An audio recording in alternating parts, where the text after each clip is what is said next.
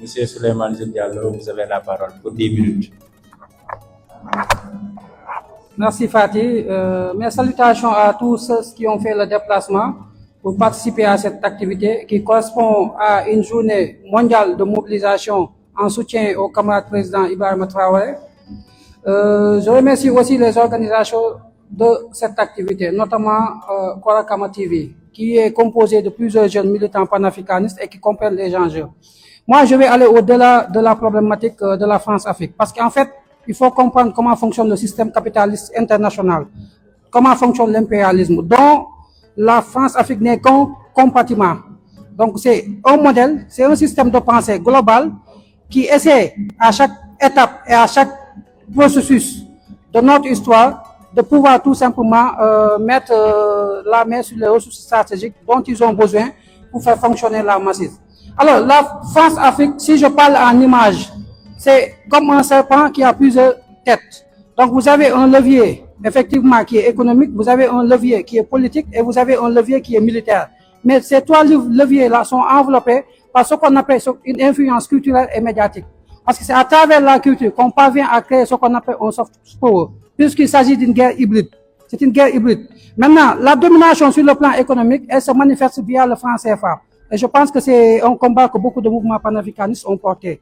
La lutte pour la sortie du CFA. Le levier militaire, c'est la présence des bases militaires sur le sol africain. Dans beaucoup de pays africains, nous avions des bases militaires qui travaillaient non seulement à espionner nos États, mais aussi qui travaillaient tout simplement à déstructurer nos armées nationales, à les fragiliser, de telle sorte que nous n'ayons pas une capacité, n'est-ce pas, à résister à tout ce qui est envahissement, à résister à tout ce qui est, en tout cas, menace.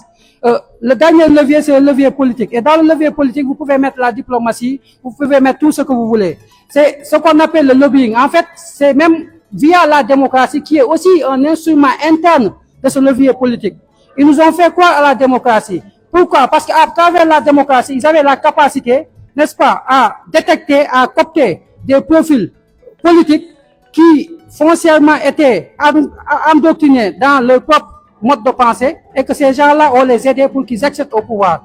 Donc ça, c'est les trois leviers qui sont maintenant organisés autour de l'aspect culturel et médiatique.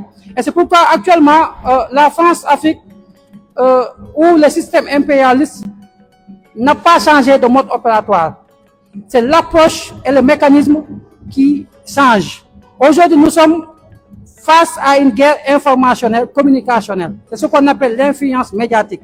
Aujourd'hui, la France-Afrique, le système impérialiste, le capitalisme international a plus misé sur la guerre informationnelle.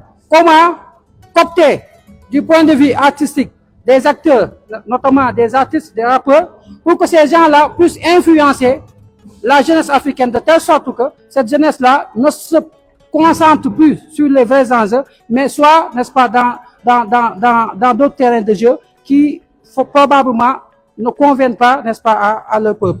Donc, il y a cette guerre informationnelle qui est menée au niveau de l'Afrique. Et c'est pourquoi nous avons vu, dès le départ en 2022, quand au Mali, il y a eu un coup d'État et que le président Assimi Goïta est venu au pouvoir, le narratif occidental consistait à utiliser un langage dégradant en les appelant putschistes, pour dire qu'ils doivent organiser des élections le plus rapidement possible parce que tout simplement, il y a une rupture de l'ordre constitutionnel. Alors que dans toutes les constitutions africaines, la plupart du temps, vous verrez que c'est inscrit que lorsque l'ordre politique est déstabilisé, les militaires doivent prendre le pouvoir pour rétablir l'ordre. Maintenant, vous ne verrez jamais où on vous dit c'est pour 1 mois, c'est pour 2 mois, c'est pour 2 ans, c'est pour 5 ans. C'est pas inscrit dans les constitutions. Mais la prise de pouvoir par les militaires, par contre, est prévue par les constitutions. Donc vous voyez, en fait, c'est au niveau de ces aspects du langage, ces aspects de la communication qui parviennent en fait à pousser une certaine partie de nos peuples à répéter un narratif occidental. Donc pour moi, fondamentalement, depuis l'avènement du panafricanisme, dans les années 1900 jusqu'à nos jours, les mouvements, je ne dirais pas mouvement panafricain, mais je dirais le mouvement panafricain, parce que le mouvement panafricain, c'est une dynamique globale qui prend en compte non seulement les structures associatives, les partis politiques, les acteurs économiques, les acteurs culturels, qui prend en compte tout le monde. C'est une dynamique globale qui, à chaque étape du processus, essaie de créer un nouveau instrument pour pouvoir tout simplement riposter contre l'attaque de l'impérialisme, contre la manipulation de l'impérialisme, pour réorienter notre peuple vers, en tout cas, les combats de souveraineté. Donc moi, je parle plus du mouvement panafricaniste. Pas des mouvements panafricanistes, mais le mouvement panafricaniste de façon globale, parce que c'est un grand ensemble, c'est une approche, c'est une dynamique, et dans laquelle nous pouvons trouver plusieurs acteurs qui n'ont pas probablement et forcément les mêmes modes opératoires, qui n'ont pas forcément les mêmes angles d'analyse et d'attaque, mais qui, en quelque sorte, parviennent à converger, à impulser des dynamiques qui influencent nos États, qui influencent nos populations, mais aussi qui influencent la géopolitique mondiale de façon globale. Aujourd'hui, en fait, ce qui se joue au niveau de l'AES, c'est une guerre hybride.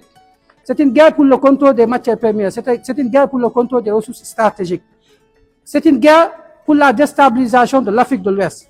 Et c'est pourquoi nous avions traité au compris qu'effectivement, nous disions que si le Mali tombe, c'est toute l'Afrique de l'Ouest qui tombe.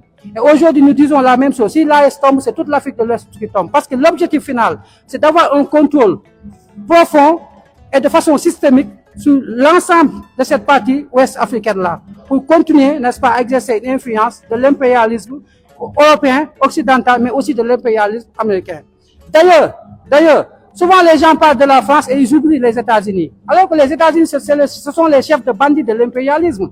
Moi, je préfère plus parler de l'impérialisme américain, de l'impérialisme états-unien. Pourquoi? Parce que c'est un système de pensée global où la France ne fait que jouer un rôle de diplomatie.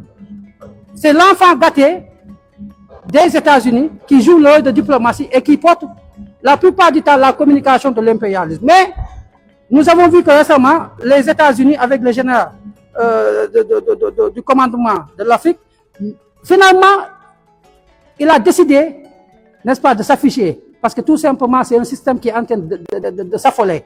Donc aujourd'hui, il faut aussi que nous prenions en compte cette donnée, qu'on ne parle pas que de la France. Il faut parler du chef de bandit. Et le chef de bandit aujourd'hui, tout le monde sait que ce sont les États-Unis. Ce sont les États-Unis. Parce que la France, en réalité, n'a même pas cette capacité logistique d'un déploiement militaire sur le sol africain.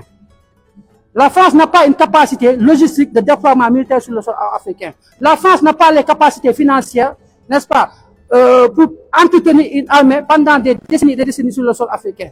Mais pourquoi la France parvient en tout cas à rester sur le sol africain? C'est parce que tout simplement, elle a le soutien du parrain, les États-Unis, elle a le soutien de toutes les forces coalisées de l'Europe, notamment l'OTAN, et c'est comme ça que le système global impérialiste fonctionne. Donc il faut l'analyser par rapport à ces compartiments et ne pas trop faire focus que sur la France. Il faut l'analyser de façon globale pour comprendre à chaque étape quel est le levier que ce système met en place. Donc nous pensons qu'aujourd'hui, le rôle fondamental du mouvement panafricaniste, je dis mouvement panafricaniste en tant que dynamique, avec plusieurs acteurs qui n'ont pas les mêmes vocations, qui n'ont pas les mêmes capacités, qui n'ont pas les mêmes compétences, mais qui peuvent être utiles.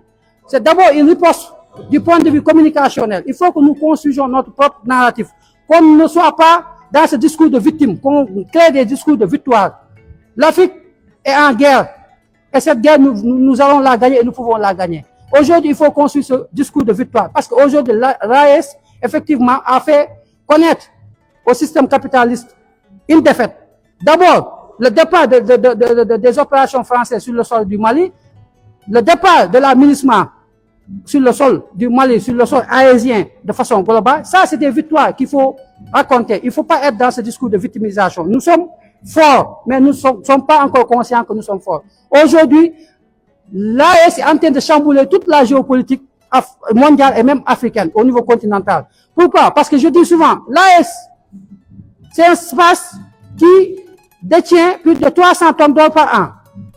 300 tonnes d'or. Et vous avez vu la guerre entre la Chine et les États-Unis. Vous avez vu que le prix de l'or, le kilogramme d'or est passé de 26 millions presque à 54 millions.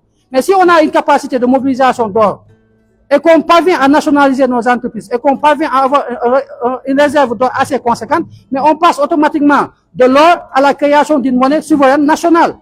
Donc je pense que c'est ça les gens et c'est sur ces axes-là que nous devons communiquer. Actuellement, la seule chose qui reste au pouvoir impérialiste, c'est le terrorisme. Parce que le terrorisme aussi, il faut le comprendre comme étant une construction politique de l'impérialisme. Le terrorisme n'a rien à voir avec l'islam, n'a rien à voir avec une quelconque idéologie religieuse. C'est une construction politique de l'impérialisme pour tout simplement pouvoir déstabiliser des zones dans lesquelles militairement ils ne parviennent plus à se déployer ou politiquement ils ne parviennent plus à positionner leur candidat et du point de vue économique, ils ne parviennent plus à contrôler les ressources stratégiques. Donc ils utilisent le terrorisme comme étant un instrument. Donc le terrorisme, c'est effectivement une construction politique de l'impérialisme. Et c'est pourquoi je dis fondamentalement, c'est au niveau de la bataille communicationnelle que le mouvement panafricaniste doit plus mettre l'accent. Et je pense que pour avoir une bonne communication, il faut aussi avoir des outils idéologiques, des outils politiques, mais aussi avoir des informations qui sont en phase des enjeux géopolitiques. Donc voilà en quelques mots la contribution que je voulais faire par rapport à ce thème. Merci.